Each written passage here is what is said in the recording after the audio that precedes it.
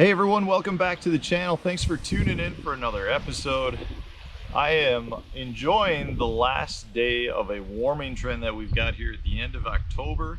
And we've got kind of special circumstances because we've had water temperatures that are in the mid 40s, mid to upper 40s. We've had like 3 weeks of very cold weather.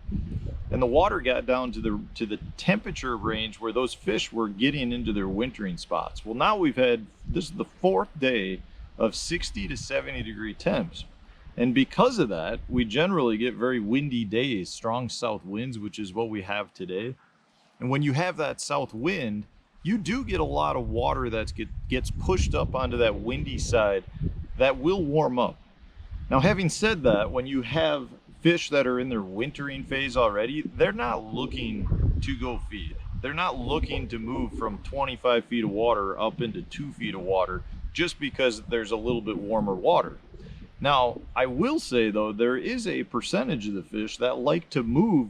They'll gravitate to that warmer water. So when you have these strong winds that are blowing a mass amount of water onto what would be the north shoreline here, you will get some fish that move up to the base of that break line. Now on a lake like this, and a lot of northern natural lakes, and this holds true for down south as well, when you have really deep water, it's not going to warm up that much. The surface temp does warm up, but you'll get a movement of fish that are still gravitating to the side of the lake or a shoreline that might have a little bit warmer water. The problem is those fish aren't just going to swim up onto 2 or 3 or 10-foot flats where they can feed. Some might, but in general, these fish are already in that lethargic phase, and they're going to sit at the base of the break line. Like a lake like this has extremely steep break lines that go around the entire lake. You know, they drop from basically like 4 foot of water down into 25, 30, 50 feet of water.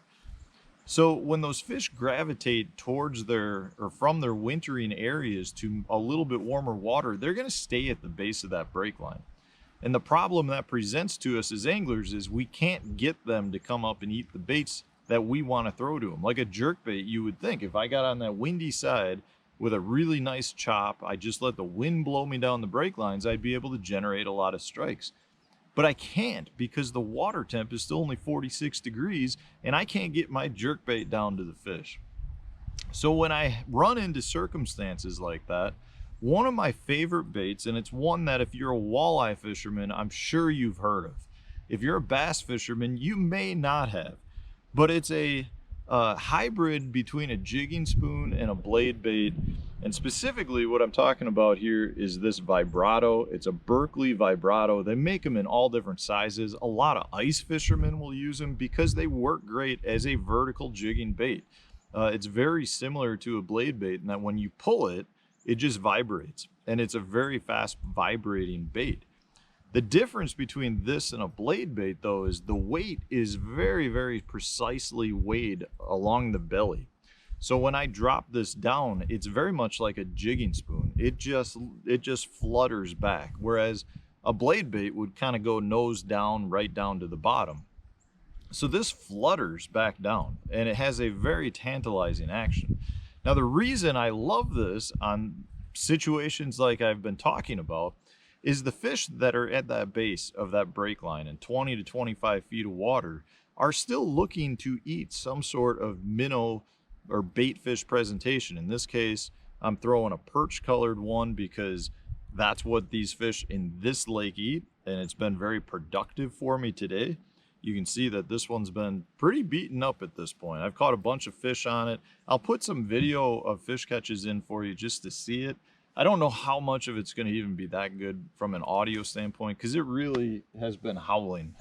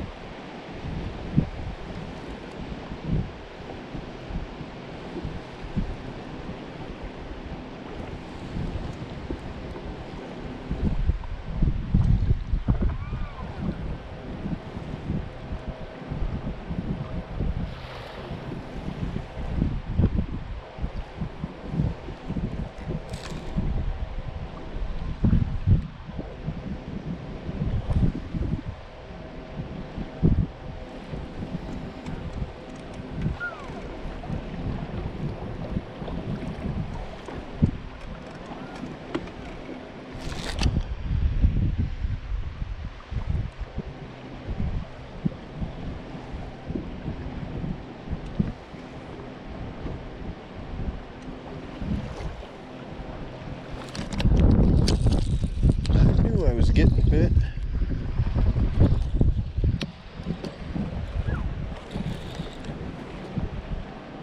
Nice one.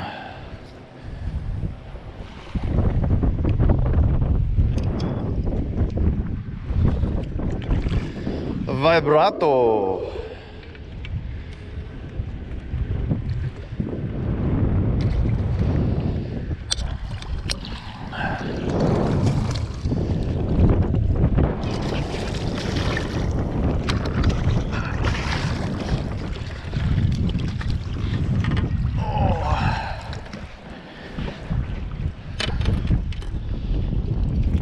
Don't do it, fish. That's a beauty. He hit that thing twice before I got him. I knew I felt somebody smashing it. Let's get him back. The point here is, the key is you can get this bait down to those fish that are down on that break line and still give them that minnow presentation. But it's very much becoming one of my favorite cold water smallmouth baits. It's a great largemouth bait too. I catch them on that. The thing is, I generally don't fish wintering largemouth as deep as I do smallmouth, but you know, this is just the 1/2 ounce size right here in the perch color. I'll put the link up in the video description for you. This is just the vibrato, size 14. Just a great bait. I mean, it's surprising to me we haven't heard more of it. It's one of those baits I think should cross over from like the multi-species walleye and panfish and ice fishing world into the bass fishing world. You know, it's a lot. You can use it very similar like how guys would throw a jigging wrap. It's just a very versatile bait. You can vertical jig it right under the boat. You can cast it a 1/4 mile and just work it back like a blade bait. And there's a lot of good, just a lot of good capabilities of this bait that makes it a versatile bait. But really what comes down to making it such a tantalizing bait for the fish is not only you get good vibration when you pull it, you get good vibration when it sinks, almost like a soft stick bait. You know, when it slowly sinks, it's almost like that's what this does, only it's on like crack. You know, it just really flutters back down and the fish seem to love it. So check it out. I'll put some fish catches in here so that you can see it as well. But don't think you can't be fishing walleye baits or jigging, you know, different like ice jigging type baits for bass during the open water season. I mean, look at the jigging, the Rapala jigging wrap. But that was originally an ice fishing bait, and now I think they probably sell more to open water guys that are slaying smallmouth and spotted bass and largemouth on it. This is another one of those baits that can fall right into that category. The Vibrato by Berkley. Check it out, guys. You will not be disappointed at all. Thanks for watching. If you enjoyed this one, hit the like button, subscribe to the channel if you haven't done so already, and stay tuned. We'll get another video coming out tomorrow.